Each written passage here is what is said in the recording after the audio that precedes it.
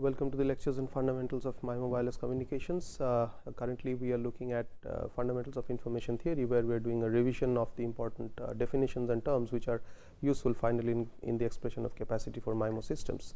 The last expression that we have derived in the previous lecture is that of mutual information. So there is also a corresponding diagrammatic representation of mutual information through Venn diagrams or through the set diagram. If this we would call as h of x, if this is h of x and this is h of y, and this particular part in that case basically this is I of x comma y. So if you look at I of x comma y, I of x comma y says it is hx plus hy minus hxy. So basically this together is h of xy, right? And you could also match with this result that what we have is it is h of y minus of h of y given x. So h of y, this particular part is h of y, take away x, and this is h of x given y. So in that case all of these match. So I of xy is equal to h of y minus h of y given x. I of xy is basically h of x minus h of x given y. This I am taking out, okay. And finally the last one is this h of x plus h of y minus this one. What we will be left with, this gets added 2 times if I do h of x plus h of y, and then I take away the union of them, union in which this appears only 1. In hx it gets added 1, in hy this section gets added once. When I take out the union, I take out this part, I take out this part, I take out once from this, once is left. So that is also given by this description.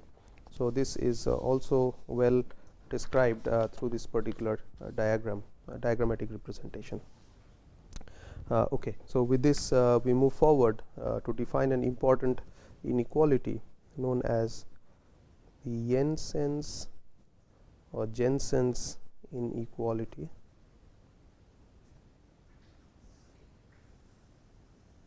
This is a very important inequality which we will use in some of the proofs where we show the positivity of some of the important constraints, and from which also derive some of the important results. So with Jensen's inequality we start by saying that a function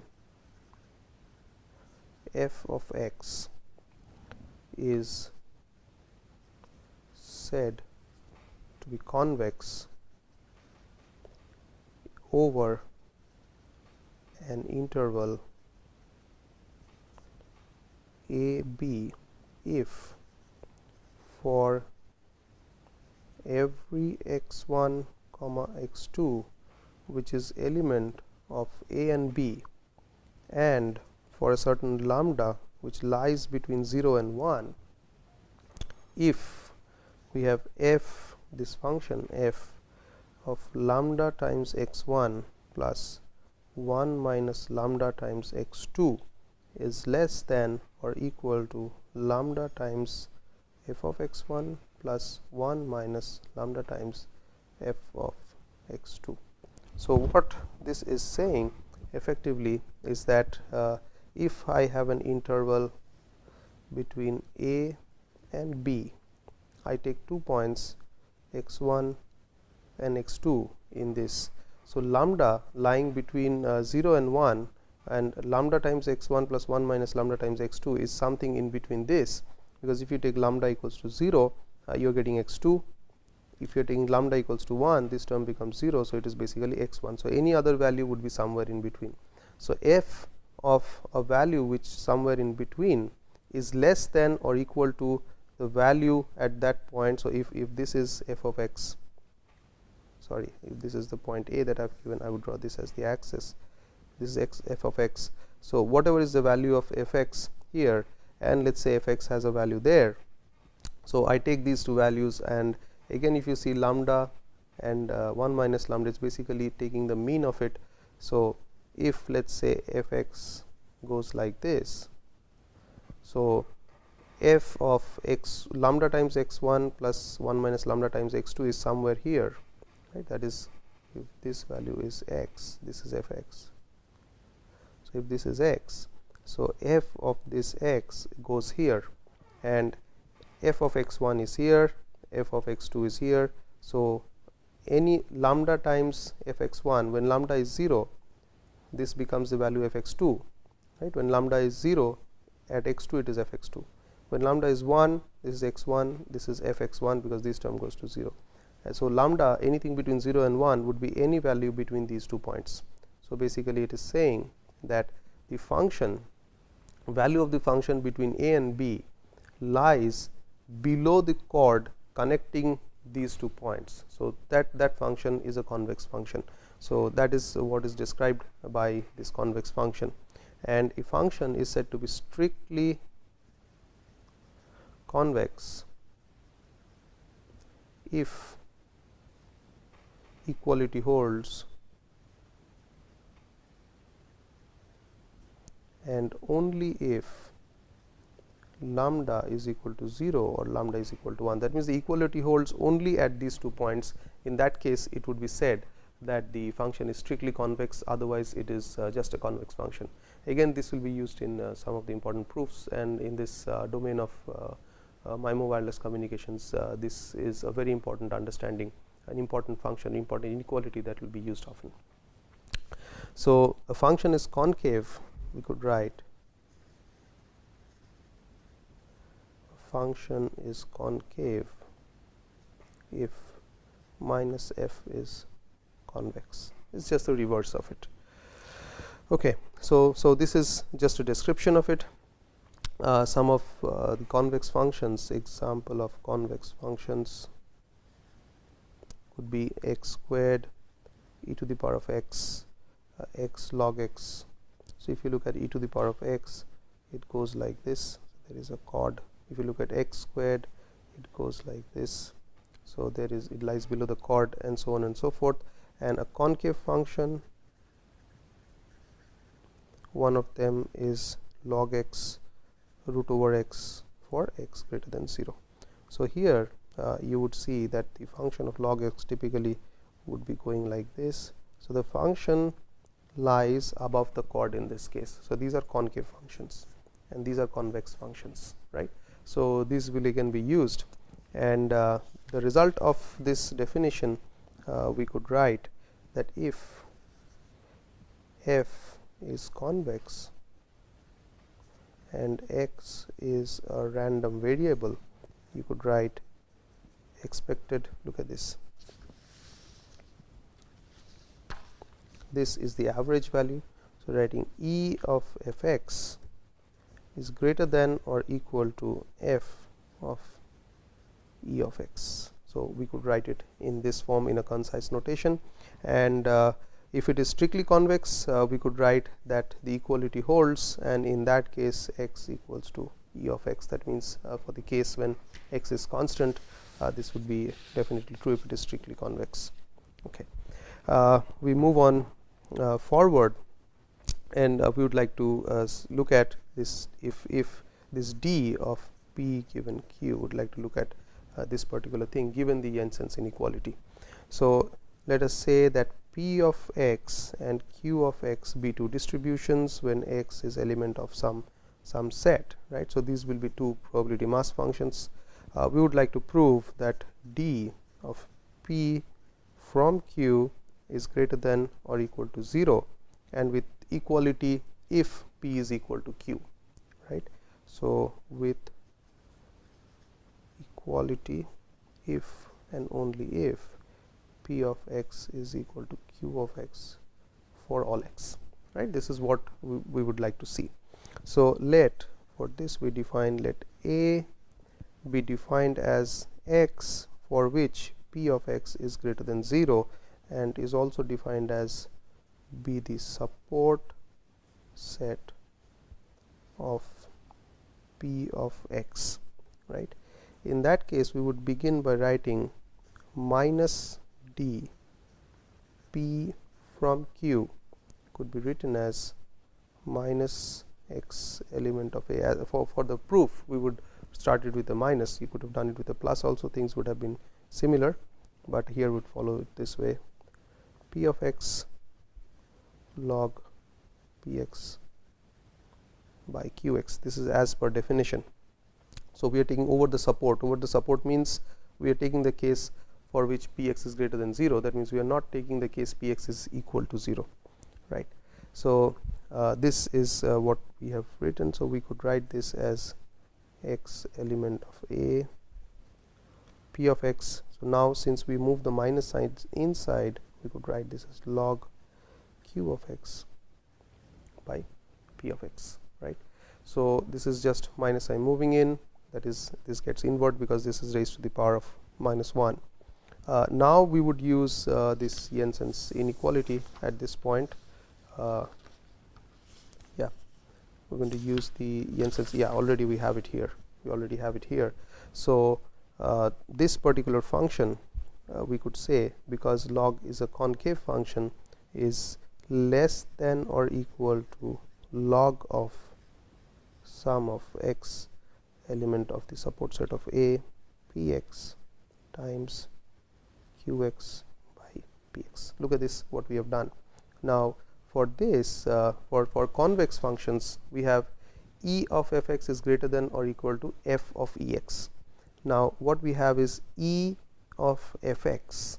This is the e, this whole thing is basically the expectation operation of fx, right? So what we have is, for convex functions is greater than, but for concave function it is the reverse, it is the less than. So that is what we have over here. So log of e of x, log is the function comes over here. So this is the function, and expectation moves inside. So we have this. So here now it is straightforward, px cancels. So you could write this as equal to log of sum over x element of the support set of A times q of x. So over the support set of x, this term, that is sum over the probability mass function, is equal to 1, then only there is a probability mass function, and this has only non-zero values. So basically this is equal to log of 1, which is equal to 0. So now what we have, minus d p from q is less than or equal to 0. So basically we have minus d p from q is less than or equal to 0, or d of p relative entropy is greater than or equal to 0. This will again be used in some of the further definitions. So one of the things which you can easily see from this particular thing is that d is the relative entropy. Mutual information is relative entropy, is also defined in terms of relative entropy of the joint distribution with respect to the independent distributions, the marginal product of marginal distributions. So if the Kullback-Leibler distance or relative entropy is non-negative, in that case mutual information is also non-negative. We have seen entropy is also non-negative.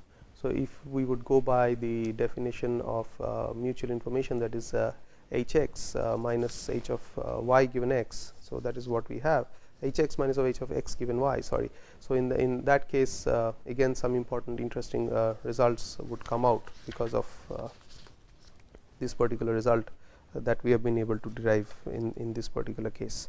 So we look forward, we could write them down here. First and foremost, because d p from q is greater than or equal to 0, therefore we could say that I of x y is also greater than or equal to 0, right? And we could also say that I of x and y, which is conditioned on z, should also be greater than or equal to 0. So these are some of the important results that we have from the previous definition. That means this particular definition that we have got. Okay. So with this description, whatever we have described till now is basically for discrete random variables. So as we have said that we have these discrete sources and we have this discrete channel like this binary symmetric channel and other cases. We would also have the waveform channels. So waveform channels are continuous. So when we talk about continuous channels, we cannot work with these discrete sources, so with these discrete random variables. So we would also need to define these entropy and relative entropy and everything for continuous random variables. So we move on to our definition for the appropriate entropy term when we have continuous random variables. Once we are done with these things, then we'll move on to look at the expression of capacity for discrete sources and discrete channel, and then we'll move on to the waveform channel, where all we'll be using the results as has been described in the previous lecture as well as in this particular lecture. Okay. So we move further, and we would like to define differential entropy.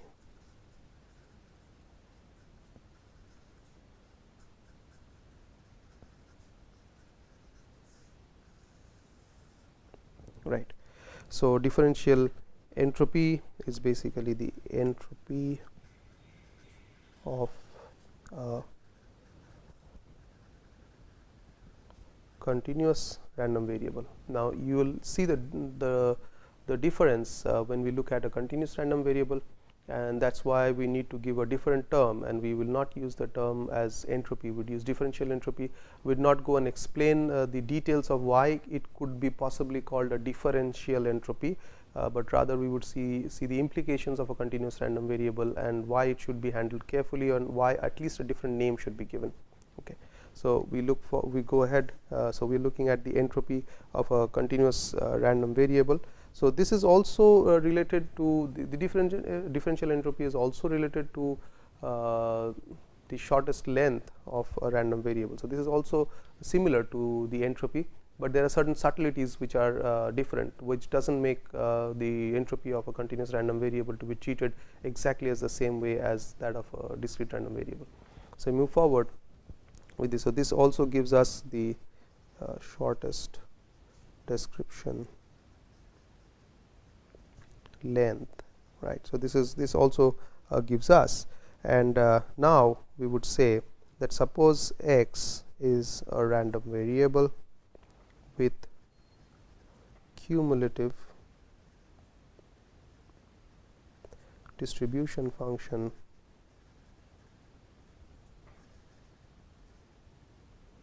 f(x) defined as the probability that x is less than a particular x.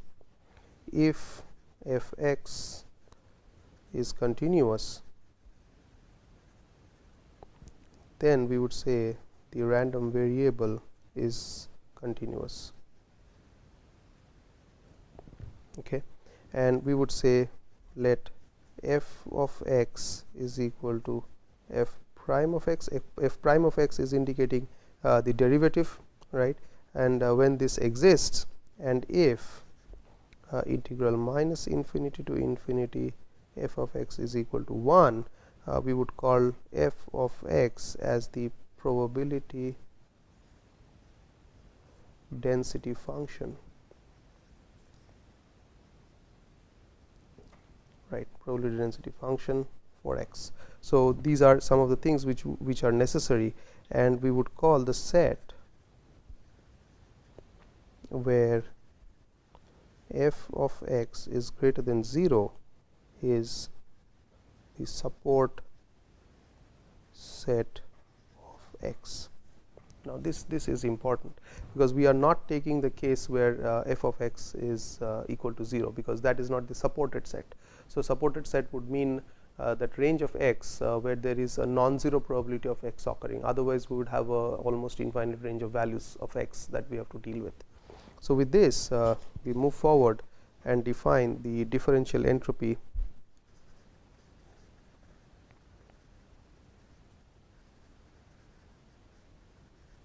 h of x. So now we will use the term small h instead of capital H, which we had defined earlier, of the continuous random variable x as integrate over the support set. S indicates the support set. So you are not integrating over the entire range of f of x log of f x dx with a minus, right.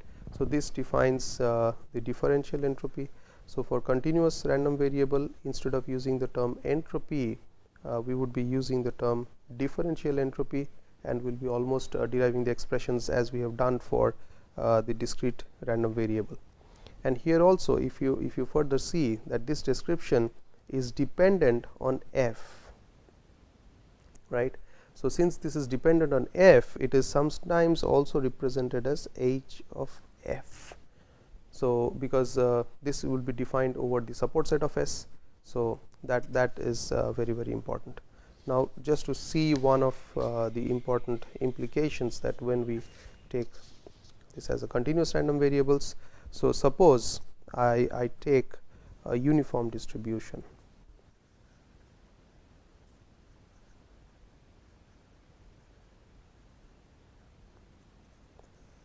Suppose I take a uniform distribution, and for which we say that the random variable is distributed between 0 to a, and so its density is basically 1 by a.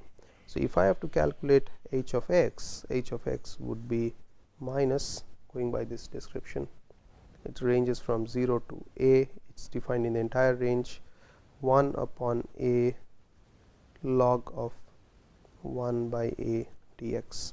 So this integral would lead to log of a. So whenever for a less than 1, what do we get? We get log of a less than 0. So that means what you are getting is h of x, which is the differential entropy, can be negative,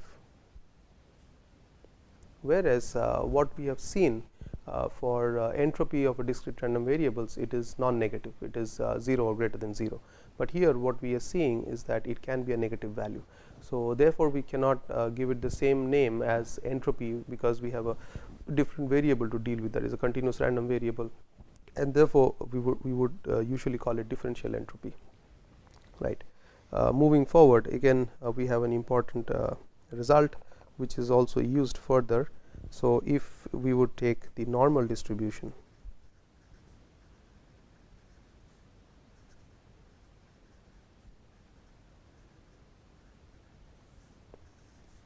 so when we take the normal distribution, we let x be distributed as phi of x. This is a notation that x be distributed as phi of x, and for normal distribution it is well known, it is given as 1 by root 2 pi sigma squared, where sigma is the standard deviation of x, e to the power of minus x squared by 2 sigma squared. That means we are taking a zero mean. When we say normal distribution, we are taking a zero mean, and the description that we are giving is given by this particular expression.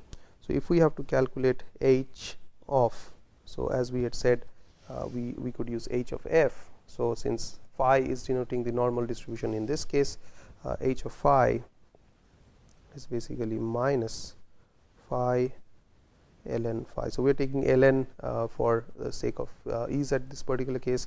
You could do it for log 2 also. So I'll just give you the log 2 result at the end of it. So this is equal to integral phi of x times, so if you take the natural logarithm of this, what you end up with is this term. So log of this plus log of this. Now log of this is basically minus half ln 2 pi sigma squared, right.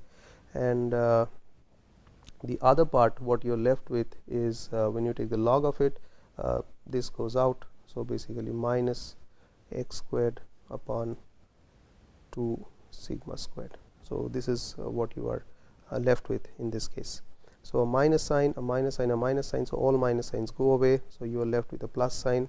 And if you are taking this particular, if you are taking, okay, so here we have a d of x, right. So if we are taking this particular term, let's say this particular term, we have 1 by 2 sigma squared, integral phi x squared is basically e of x squared. So when this term is multiplied, this term is integrated, this particular term with this particular term, 2 sigma squared is below, phi x squared dx is basically e of x squared, because this is the probability density function, and what you have is the rest of the terms. So plus sign a half, this is a constant, ln 2 pi sigma squared, integral phi x dx is basically 1. So we have only this term. This you could write it as e of x squared is basically sigma squared. So this and this goes out, so you have half. So when you have half, from half you could write, instead of 1 I could write ln of e. So that means it is the same thing. Basically this goes out with this, 2 remains, plus half ln 2 pi sigma squared. So what you have there, that leads to half ln 2 pi e sigma squared in nats, right, because we have taken natural logarithm over here. And if you take in bits, so it would turn out to be h of phi in bits would turn out to be half log base 2 pi e sigma squared in bits. So for arriving at this, instead of taking ln over here, one has to take log base 2, and then you would arrive at this particular expression. So you can try this as exercise. So instead of taking, so basically h phi, when it is defined as minus, when it would be defined as minus integral phi log base 2 of phi. So through this you are going to get this particular expression there. So this is again a very important result which we will use later on, right. So in this particular lecture we would stop at this point where we have started our journey into the differential entropy descriptions of continuous random variables. We have to do something more in the future lectures, so when we finally come up to the expression of capacity which we will be using in defining capacity of MIMO channels. Thank you.